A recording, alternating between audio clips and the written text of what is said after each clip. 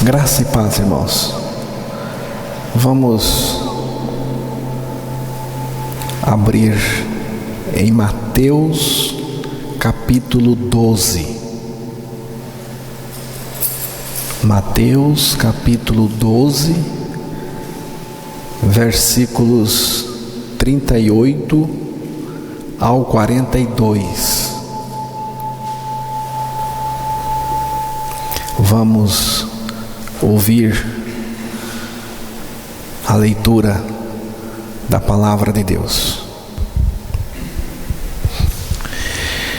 Então alguns dos escribas e dos fariseus tomaram a palavra dizendo: Mestre, quiséramos ver a tua parte algum sinal.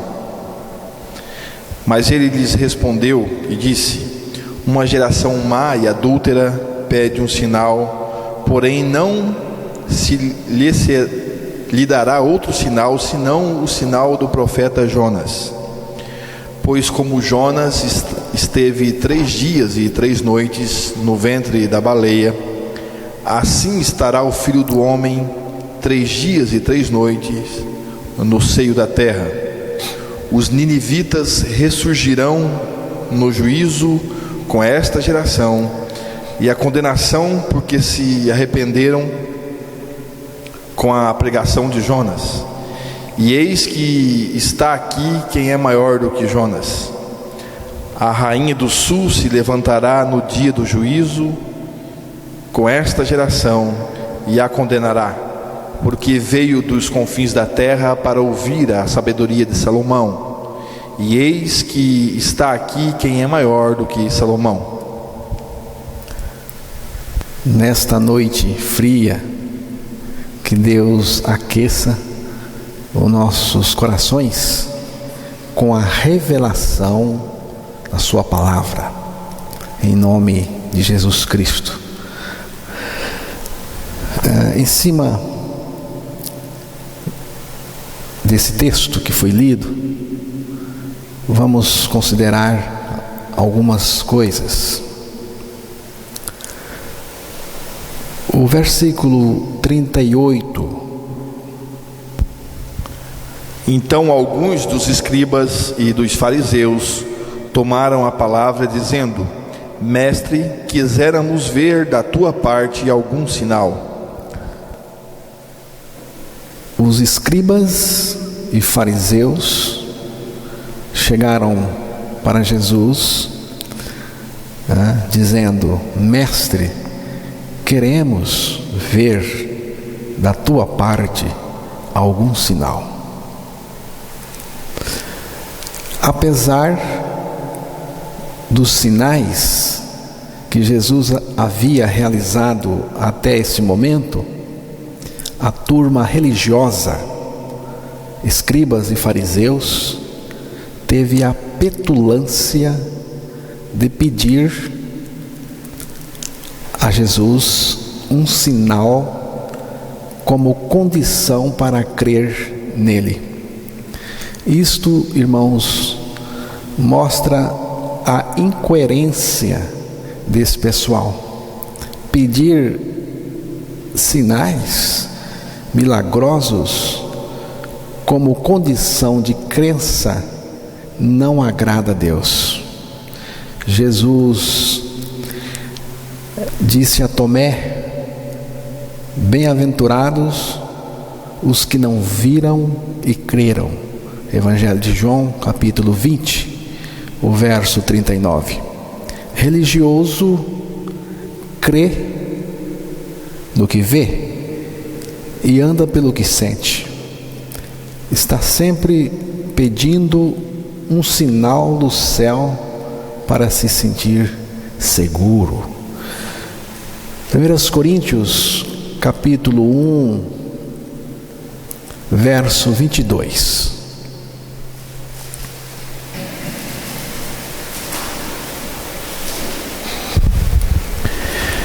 Porque os judeus pedem sinal e os gregos buscam sabedoria. O judeu aqui representa o religioso. Os judeus sempre estiveram provocando Jesus com essa ideia de sinal. Jesus sempre se colocava contra esta mentalidade sinalesca.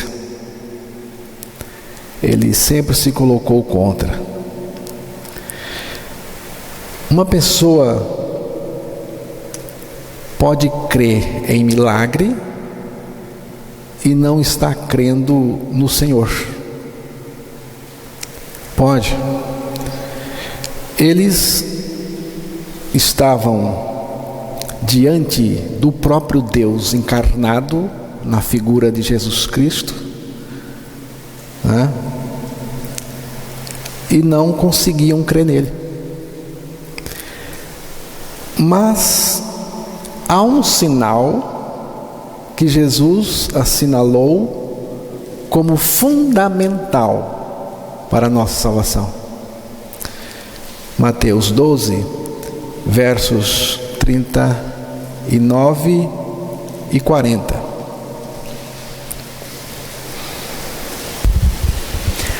A rainha do sul se levantará no dia do juízo com esta geração e a condenará, porque veio dos confins da terra para ouvir a sabedoria de Salomão. E eis que está aqui quem é maior do que Salomão. Tá, você pode ler o 38 e aí você lê o 39. Então alguns dos escribas e dos fariseus tomaram a palavra dizendo: Mestre, quiséramos ver da tua parte algum sinal. Mas ele lhes respondeu e disse: Uma geração má e adúltera pede um sinal, porém não se lhe dará outro sinal, senão o sinal do profeta Jonas. Continua.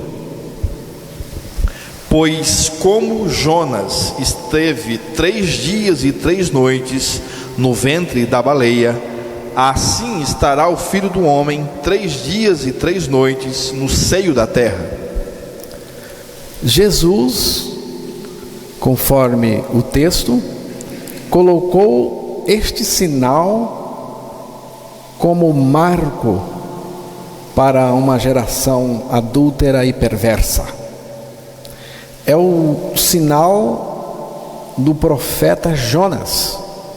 É o único sinal válido para a confiança verdadeira.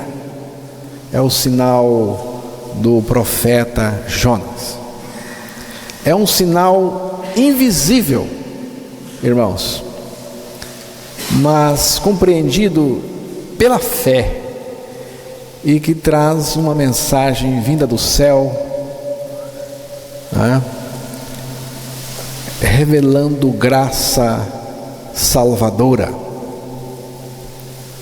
Porque assim como esteve Jonas 3 dias e 3 noites no ventre do peixe, assim o Filho do Homem estará 3 dias e 3 noites no coração da terra. Temos aqui toda a simbologia da morte e da ressurreição de Jesus Cristo. Toda a simbologia. E nossa, juntamente com Cristo. Jonas, o livro de Jonas, capítulo 1, versículo 15.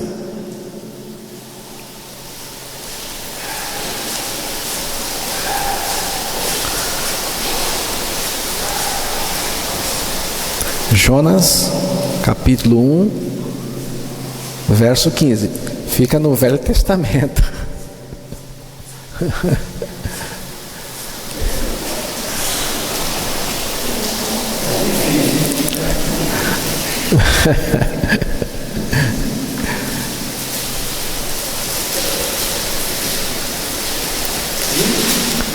É Jonas, capítulo 1, verso 15.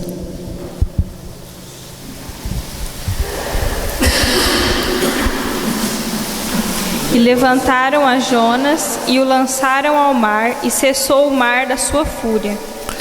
E o 17. Preparou, pois, o Senhor um grande peixe para que o tragasse a Jonas. Esteve Jonas 3 dias e 3 noites nas entranhas do peixe. Muito interessante, irmãos. Porque este é o sinal que Jesus apresentou para aquela geração incrédula. E levantaram, preste atenção nessa palavra, e levantaram a Jonas e o lançaram ao mar, e cessou o mar da sua fúria. No versículo 17, preparou, pois, o Senhor um grande peixe para que tragasse a Jonas. E esteve Jonas 3 dias e 3 noites nas entranhas do peixe. Jonas capítulo 2, verso 10. Falou, pois, o Senhor ao peixe, e este vomitou a Jonas na terra seca. Exatamente. O Senhor conversou com o peixe e pediu para o peixe vomitar Jonas na praia. E o peixe obedeceu. Temos aqui a figura da ressurreição. Temos aqui toda a simbologia da morte e ressurreição de Cristo e da nossa morte e ressurreição com Cristo. Primeiro, levantaram Jonas e o lançaram ao mar para morrer. E Jesus Cristo também foi levantado da terra na cruz para morrer. E eu, quando for levantado da terra, atrairei todos a mim mesmo. Evangelho de João 12, verso 32. Deus mandou um peixe para engolir Jonas. Jonas foi parar no corpo de um peixe. E Cristo, irmãos, nos tragou para dentro dele na cruz. E quando ele morreu, nós também morremos. Mas isto é um fato de fé. A soberana graça de Deus acionou um peixe para engolir o profeta rebelde, introduzindo assim Jonas no corpo daquele peixe. E este peixe, portador de Jonas, foi a sua salvação. Por quê, irmãos? Aquele peixe foi a salvação de Jonas, embora ele não merecesse. Porque se o peixe de Deus não o engolisse, ele não voltaria daquele mar. Não voltaria.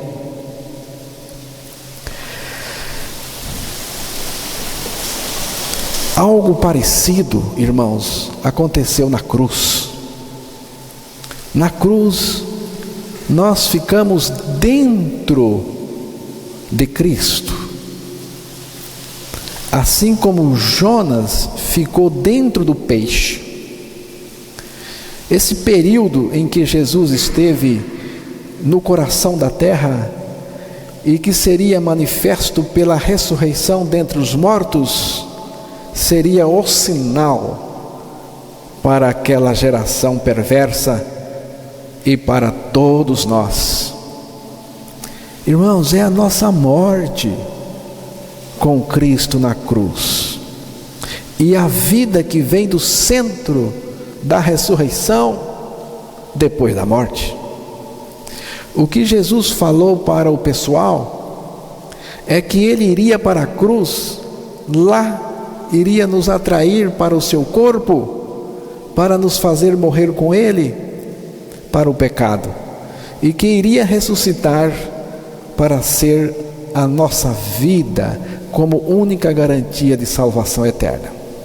O profeta Oséias enxergou isto através da revelação e da fé. Oséias capítulo 6, verso 2.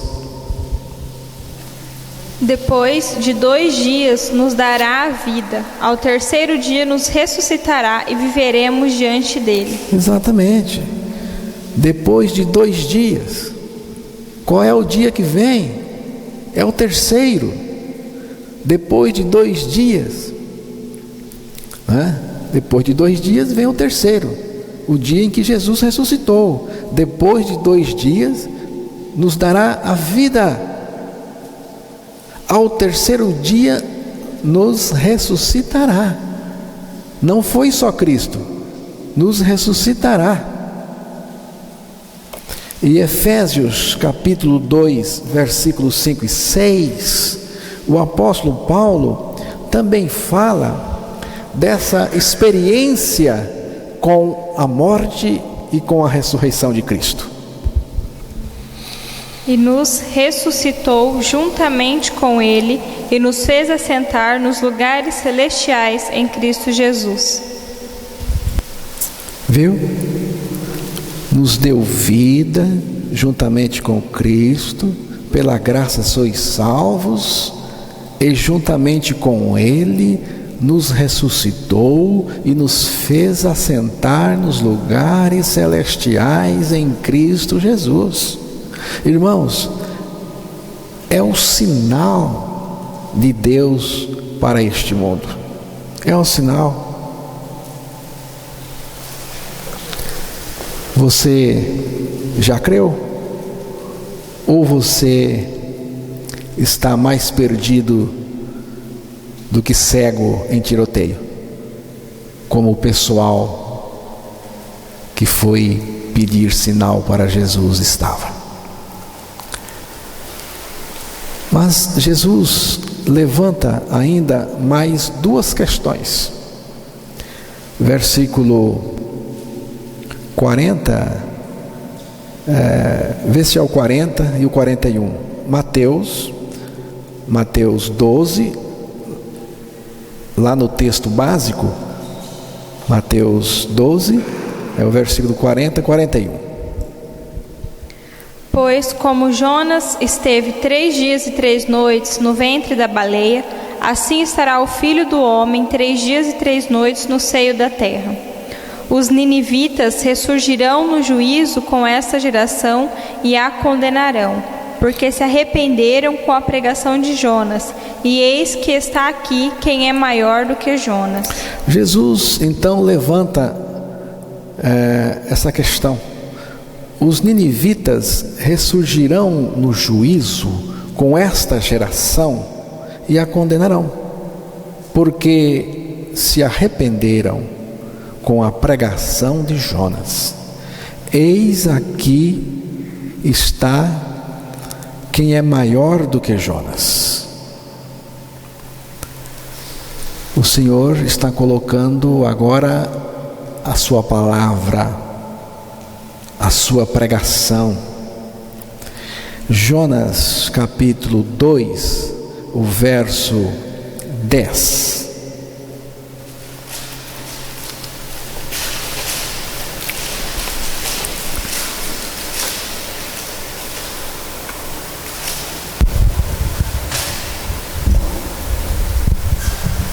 Falou, pois, o Senhor ao peixe, e este vomitou a Jonas na terra seca. A partir daí, o Senhor vai dizer para Jonas o que já havia dito no início, que ele tinha que ir pregar a palavra, Então, no capítulo 3 de Jonas, vamos ler do versículo 1 até o 5.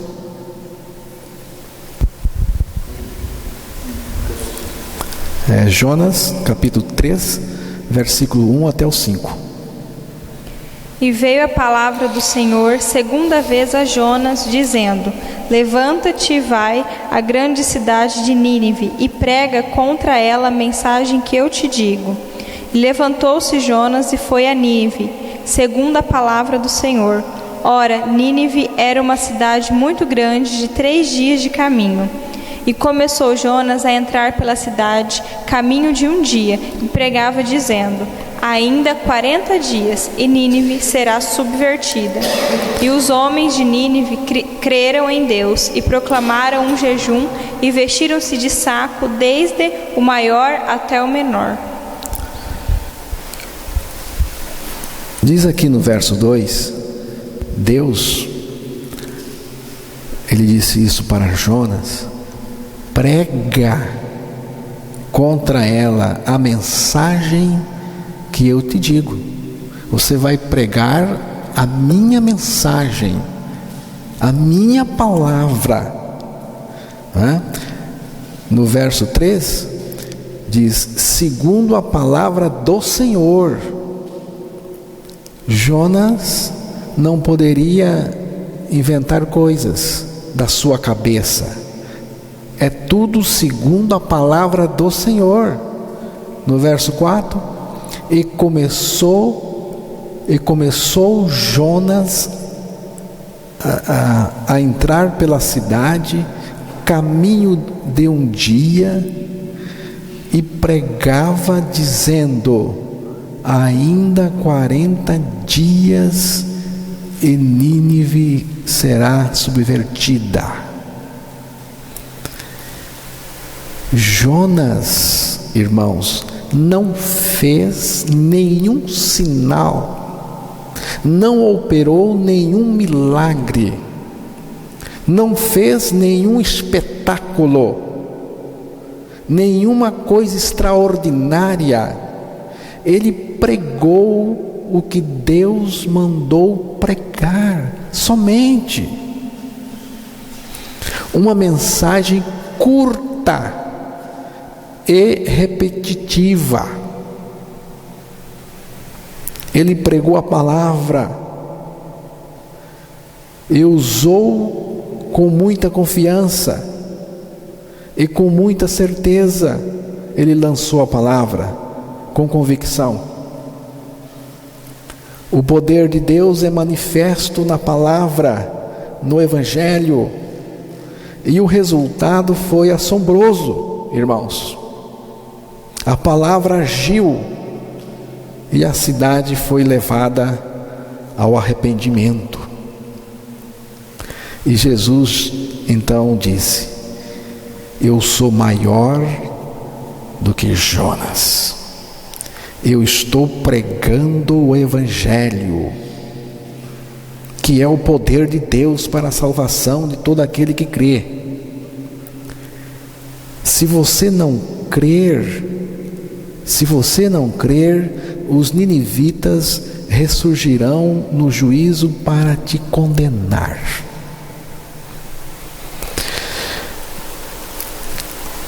E depois Jesus levanta aqui a última questão no versículo 42 de Mateus 12.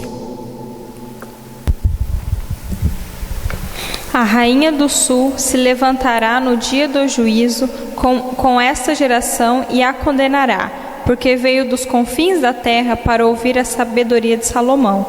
E eis que está aqui quem é maior do que Salomão. A rainha do sul se levantará no dia do juízo com esta geração e a condenará, porque veio dos confins da terra, veio de muito longe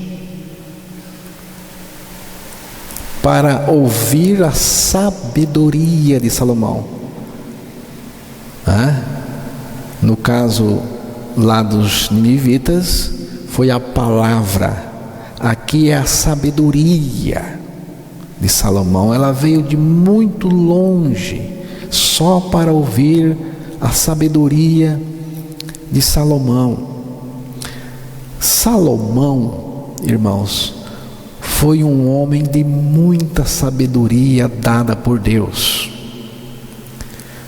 Eis que te dei um coração tão sábio e entendido, que antes de ti teu igual não houve, e depois de ti teu igual se não levantará. Então Salomão tinha de fato muita sabedoria. Mas Jesus Cristo é maior do que Salomão, e a sua sabedoria é singular. Provérbios capítulo 8, verso 1, Provérbios 8, versículo 1.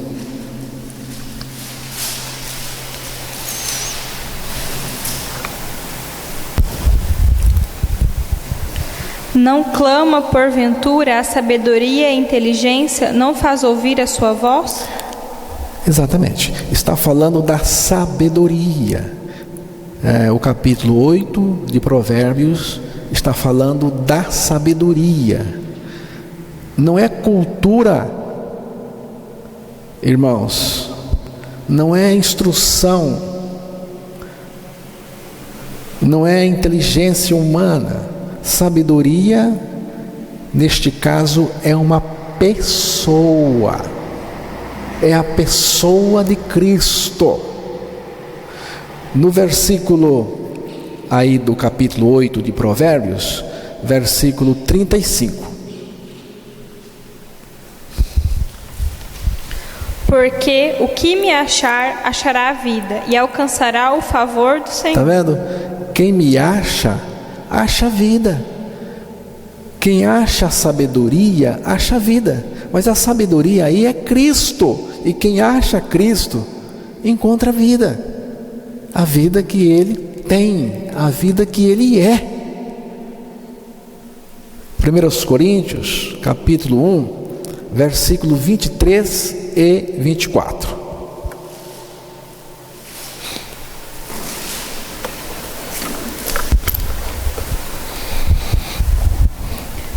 Mas nós pregamos a Cristo crucificado, que é escândalo para os judeus e loucura para os gentios.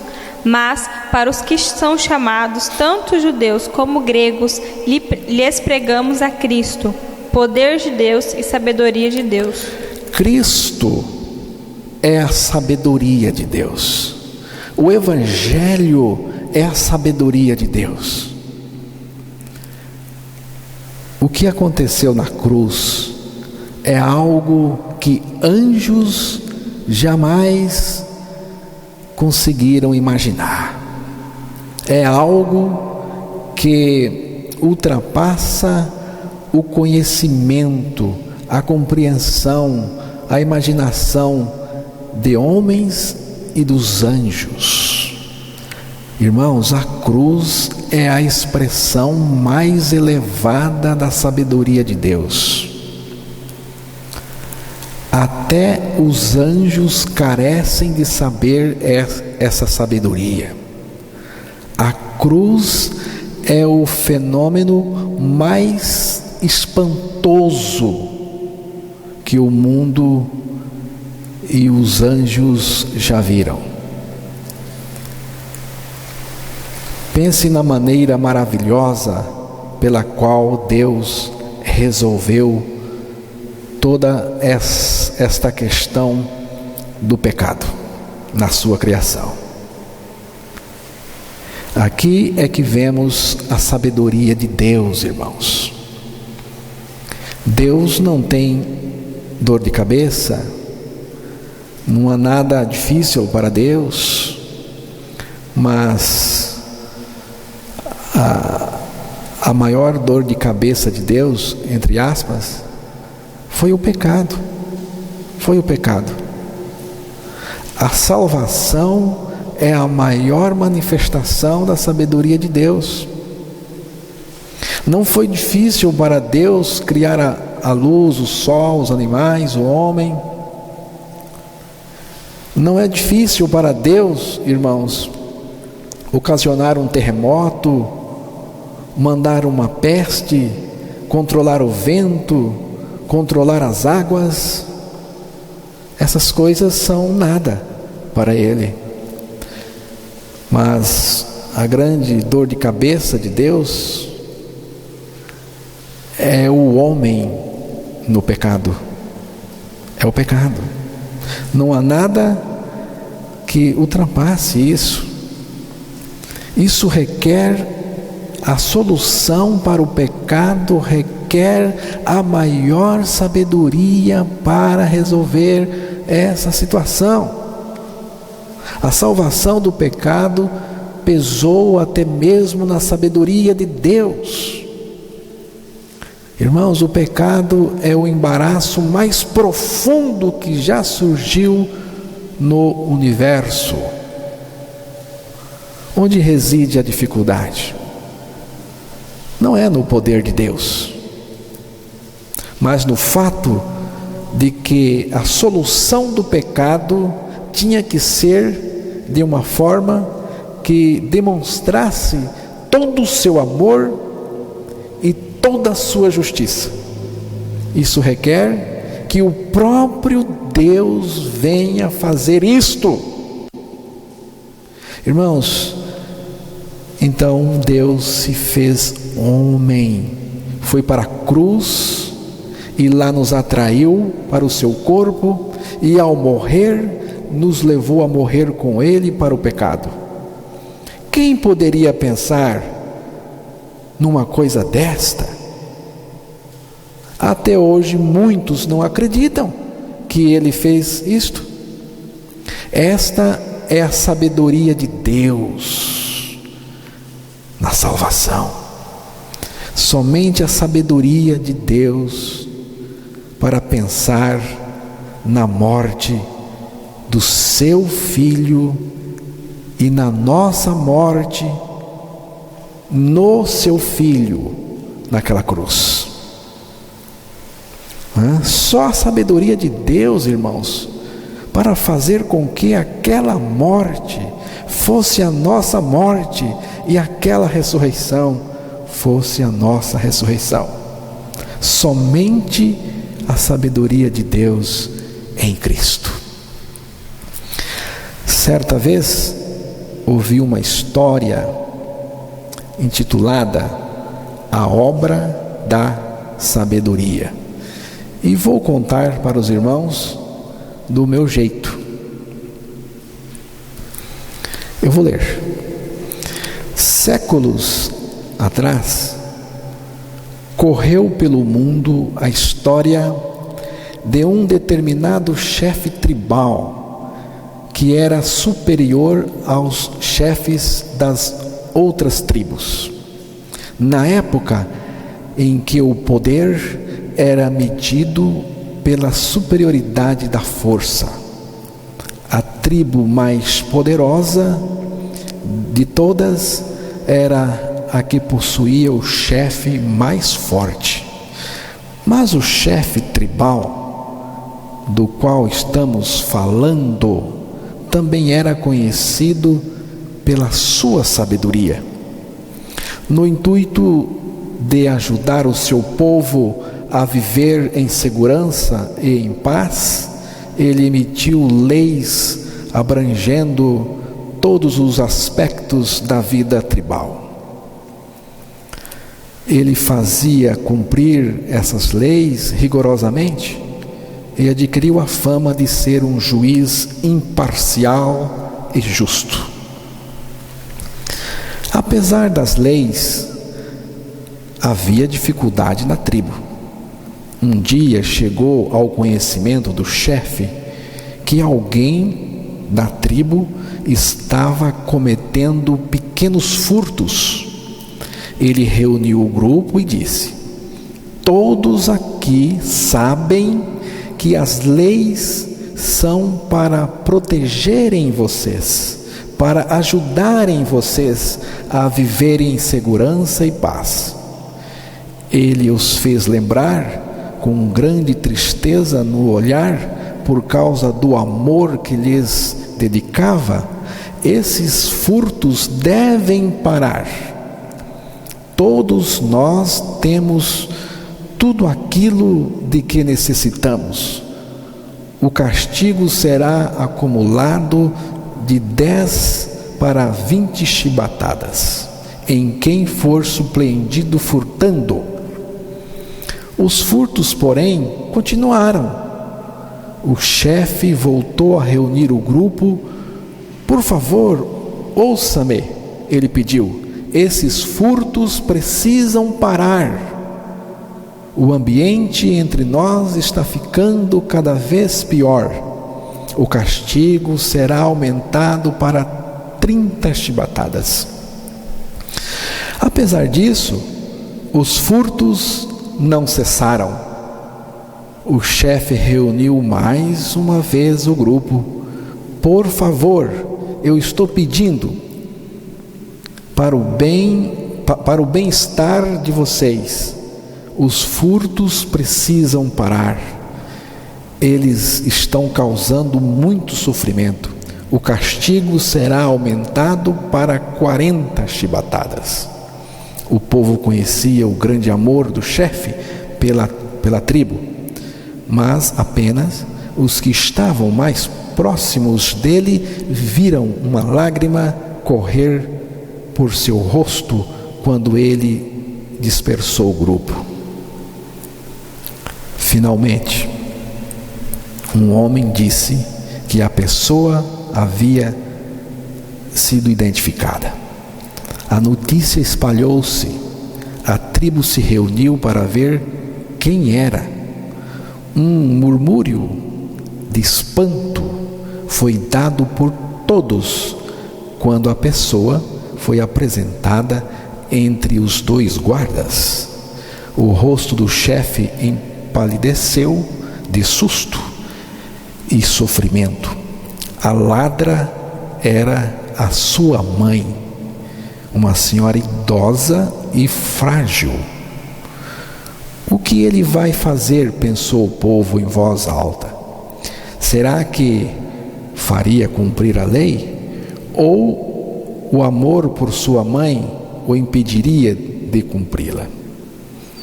O povo aguardou, conversando em voz baixa, com respiração ofegante. Finalmente o chefe falou: meu amado povo, sua voz ficou embargada. Quase que sussurrando, ele prosseguiu: estou fazendo isto pela nossa segurança e paz.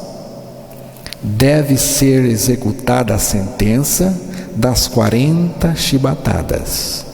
O sofrimento que este delito nos causou foi grande demais. Ele fez um movimento afirmativo com a cabeça e os guardas fizeram a sua mãe dar um passo à frente. E um deles retirou cuidadosamente o manto dela, deixando à mostra a costa ossuda e arqueada. O homem designado para executar o castigo começou a desenrolar o chicote. Nesse momento, o chefe deu um passo à frente e também retirou o seu manto, deixando à mostra os seus ombros largos e firmes. Curiosamente, ele passou os braços ao redor da sua querida mãe, protegendo-a com o seu próprio corpo, enquanto ele murmurava algumas palavras com o rosto encostado ao rosto da sua mãe. Suas lágrimas misturaram-se com as lágrimas dela. Ele fez um movimento afirmativo com a cabeça, recebendo uma chibatada após a outra. Foi um momento singular, mas nele o amor e a justiça se encontraram e a eterna harmonia, fazendo a obra da sabedoria. Irmãos, foi isto que aconteceu na cruz. Lá na cruz, Jesus Cristo nos recebeu no seu corpo, nos acolheu protegidamente em seu corpo. Ele recebeu todo o castigo e morreu, mas ao morrer, me levou a morrer com ele para o pecado, para o meu delito, para me conceder o seu perdão e a sua vida justa e santa. Ele foi, para ele, irmãos, foi uma morte com muito sofrimento, mas para nós foi uma morte suave, maravilhosa, sem dor, que nos liberta. Creia, faça isto imediatamente, antes que não haja mais esperança. Amém, irmãos?